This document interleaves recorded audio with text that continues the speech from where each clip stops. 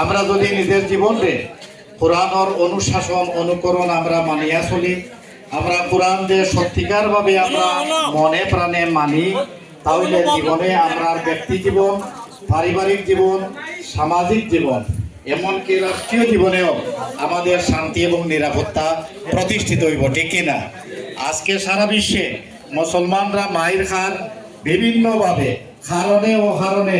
তার মূল কারণ হইল কি, আমরা মুসলিমরা আমরা কোরআনের অনুসরণ না করার কারণে, কোরআন দিয়ে আমরা যেভাবে আক্রিয়া করার কথা আছে এইভাবে না করার কারণে আজকে কাফির, বেঈমান এবং মুনাফিকরা মুসলমানদের বিভিন্নভাবে নির্যাতিত, নিপীড়িত এবং নিগৃহীত করে।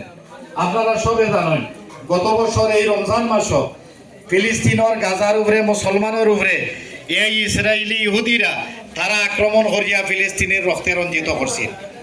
7 দিন না 8 দিন যখন এরপরে ফিলিস্তিনের পক্ষে হিজবুল্লাহ মিসাইল হামলা করলো, হামলার পরিপ্রেক্ষিতে তারা কিন্তু পিছু উঠতে বাধ্য হয়েছে।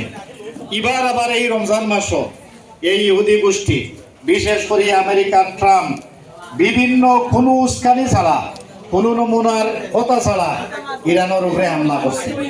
এটা করার পরে ইরানে হামলার জবাব এবং যেভাবে ইরানের তারা মুসলমান হিসাবে তারা জবাব দিছে যে আমরা মুসলমান হইয়া তোমার কাছে আমরা মারা দুর্গ হতাম নাই আছে। আর বিশ্বের ওয়ার্ল্ডের মাঝে কোনো সুপার পাওয়ার নাই, সুপার পাওয়ার লাগে একমাত্র কে? আল্লাহ। সুতরাং আমরা সব কিছু আল্লাহর উপরে বিশ্বাস করিয়া, তাওয়াক্কুল করিয়া আমরা তোমার প্রত্যেকটা পদক্ষেপের আমরা জবাব দিব ইনশাআল্লাহ।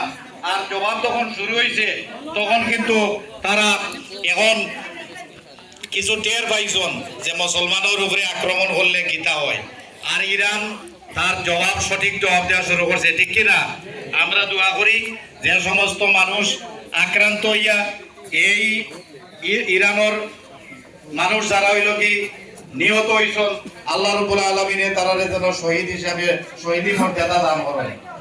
আর হইল কি সারা বিশ্বের মুসলমানদের এটা কি শিক্ষা দেওয়া উচিত যে ইহুদি এবং খ্রিস্টান যারা আছে এরা কোনো সময় মুসলমানের বন্ধু নাই। আমরা সব সময় আল্লাহর উপরে ভরসা করিয়া, আমরা আল্লাহর উপরে তাওয়াক্কুল করিয়া